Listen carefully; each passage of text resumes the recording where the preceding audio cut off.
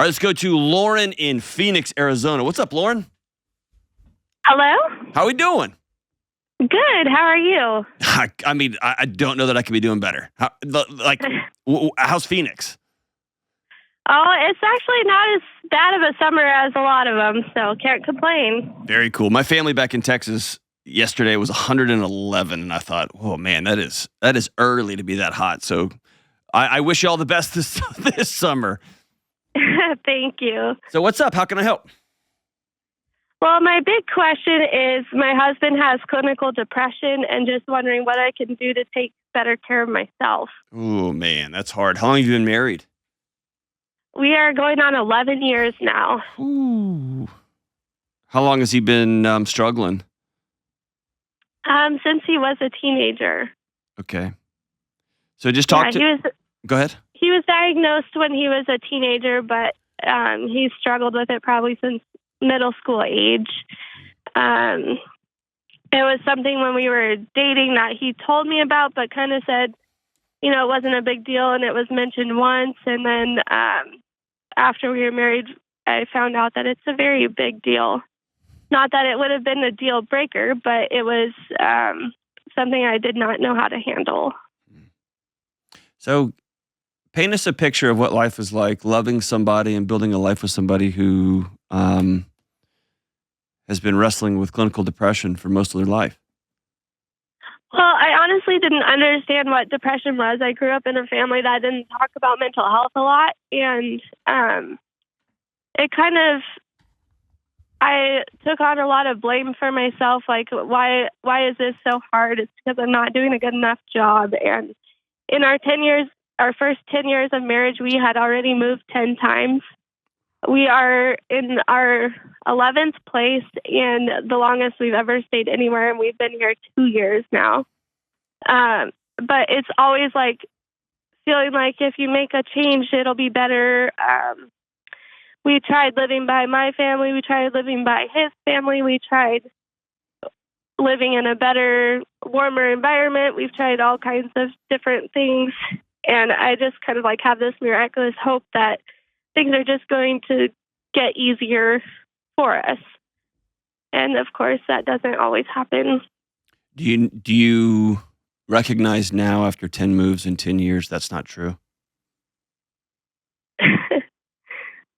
Yeah. Yeah. There's you've probably heard me say this on the show before, but the worst part about moving is that you go with you. Yeah. And the worst part about going around his family and your family and the new job, then a new place, and then another new job, and then let's start our own business and all those cool things that just make life an adventure is that you go with you. Yeah. And so I will high five you and love you and be here on the phone. If you want to move again and you think something's going to be different out there, I'm also fully ready to dive in if you say I'm kind of done. If you say I'm kind of done running from this. I am. You sound tired, hon. Are you tired? I'm very tired, yeah. What happened that precipitated this call? Was there a blow up or a scare or a? Are you starting? He got really sick with his stomach, and we've been in and out of the ER with it, and they kind of told us it's probably anxiety related. Right. And so I've been worried about his health a lot, and he hasn't been doing well. I love my husband, and the reason I'm still here is because he's always trying to do better, trying to find the next thing that helps. He's been through acupuncture. He's been through all kinds of things. The one thing I haven't gotten him to try is counseling. That's the hardest one for him. He went through a lot of it as a child and doesn't feel like it helps him, so he's not willing to try as an adult. So, oh man. So I won't get into his clinical depression. If he wants to call the show, I'd be happy to walk down that rabbit hole with him. And I'd be happy to lovingly and as I've done over the course of my career. Like I'd sit with him and I'll challenge him appropriately and love him appropriately. That's cool. The person who's on the phone with me today is you. And it's a hurting wife who's tired of watching her husband drown, who's frustrated when you're throwing a raft and he won't grab it. But then he yells, I've got a new backstroke that I'm going to try. And you jump in to backstroke with him and you find yourself further away from shore. And none of this stuff's working. So Yeah. the only person on the phone is you. And so I'm going to tell you a couple of hard truths and give you some things to try. Okay. Okay. Here's hard truth number 1. You cannot cure or heal your husband's depression with a period at the end of that sentence. Yeah. And you've been trying for more than a decade and you have to stop. You've got to stop. Okay? It's exhausting. It is. And in a really weird way, it creates what I call this inverted shame cycle where you try to help him. He knows you're trying to help him. He feels shameful that he has to get this kind of help from his wife, which then in somebody struggling with clinical depression doesn't serve as jet fuel. It serves as, a pile of soil. It just buries you. And that makes you want to work harder to try to help. And you start saying yes to crazy ideas and weird things. And you're like, I'll try that. And then he feels ashamed that you tried that. You see what I'm saying? And it just creates this inverted loop. And somebody at some point has to break that cycle. And you're the one without clinical depression. So I want to point to you. Is that a responsibility you would own?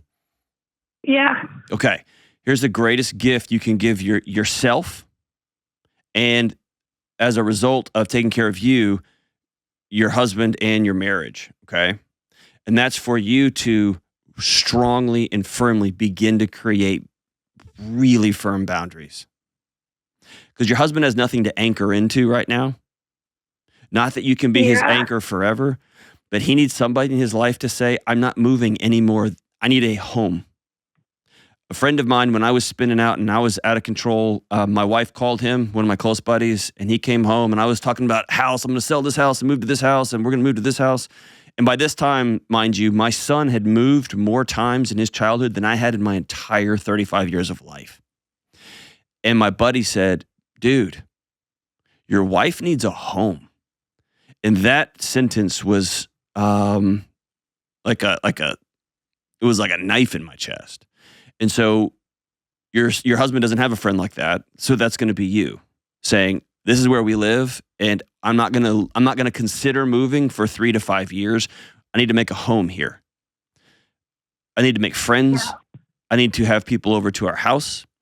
Here are the things I am going to do because here's what I need. I need to exercise. I need to have friends. I need to have a local church. I need to have a movie theater that I go to. Whatever the things are in your life, you have to be bold and willing to say, here's what I need, and here is where I am dropping anchor for a season. And because he has not experienced that will feel threatening, that will feel disruptive, and that might send him feeling lower. That is not your fault. Yeah. That's not your fault. That will be his adventure, his journey to heal in that capacity. But this is where we live. Or this is my job. So that's number 1. Number 2, you're going to have to feel guilt over resentment. And I say this all the time when it comes to like in-laws and stuff, but you're going to have to start saying out loud, here's what I need and here's what I want. And he might not be able to provide that for you because he's sick. Got it. You are going to go get it. You are going to go see a counselor. You are going to go see a marriage counselor, even if he won't go with you. You are going to make sure you go to a dentist and a health club, and you're going to make sure that you are doing the things that keep you well and whole. And you haven't done that for a decade, have you? No, it's hard. Why is it hard, hon? I moved away from my support system so many times, and I just don't have anybody right now. I know. It's lonely.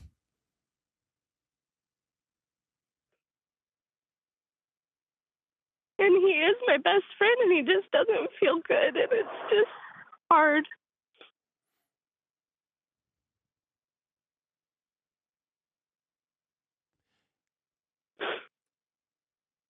Are you willing to give him a picture of what well and strength and tiny little steps towards being whole look like? Yeah. Because I think you've spent a lot of time sitting with him in the sewage. And that's what great friends, that's what love looks like. I've just, the biggest picture, the way to describe it is like he's on a roller coaster instead of me just staying steady. I just ride the ups and downs, and I feel bad when he feels bad because I want to make him feel better, and I can't. And the greatest gift you can give him is to get off the roller coaster completely. Just get off. Yeah. And it's not that you're running from him. It's that you're providing a stable base, a stable platform for him to anchor into. Yeah. I don't see a path for him being well that's not going to include some sort of significant therapeutic intervention with a counselor. And maybe he's at a point where he needs to try ECT or ketamine or some sort of psychedelic. I mean, maybe he needs to bring in the heavy artillery, but he's going to have to do that therapeutically with a therapist who knows what they're doing. Yeah. And there's just no path forward. Yeah. And I want you to hear me. Seeing somebody who's suffered from major depressive disorder or clinical depression on the other side of some of those, after years of, they call it, like, I won't use those technical terms. It's depression becomes so challenging, and to see people on the other side of this it's like a light came on. So I want you to hear me say there is hope. Thank you. There is what I would call radical hope. Friends of mine who just quit drinking after a decade and after some of these treatments, and they're a joy, and they had kids, and they laugh a lot, and they make fun of them old selves, like their old selves, in unimaginable ways. Uh-huh. The hard part is you can't get him there. He's going to have to choose that path. What you can give him, though, is a real-time picture of what it looks like. And you're going to break that cycle I was talking about, and everything in his body will try to reconstruct that cycle. He might get extra low. He might get extra mean. He might get extra fill in the blank. You can't control any of his responses to that. What you can control is this one sentence: I'm worth being well. Yeah. Whatever that looks like. Is that fair? Yeah. I'm really proud of you. I'm proud of you for loving this guy for more than a decade in the way you have. And I'm proud of you for saying, this is as far as I can go, and I don't know what to do. And I'm proud of you for calling. It's hard. I'm going to be proud of you every step of the way you take. And by the way, healing from depression is, I mean, it's little wins, baby steps, little wins, little wins, little wins. Tiny little steps that suddenly become big changes over time. It's like compound interest. And it's the weight of these massive changes that keeps people locked up. And that's not how you heal from major depression. Major depression, it's teeny tiny things. And it's brain chemistry, and it's therapy, and it is some of these new therapies that are come out that are just looking to be magic. And it's a wife that says, I'm getting off the roller coaster, and I'm going to be well. I'm going to create a platform or a foundation for you to anchor into if you want to, and if you're willing to. Hang on the line here. I'm going to send you a copy of On Your Past, Change Your Future. I want you to read that book. And here's my promise. I'll be with you every step of the way, sweetheart. I'm proud of you. I'm proud of you. I'm proud of you. Start taking care of Lauren. Start taking care of Lauren, because that's the one person you can help right now.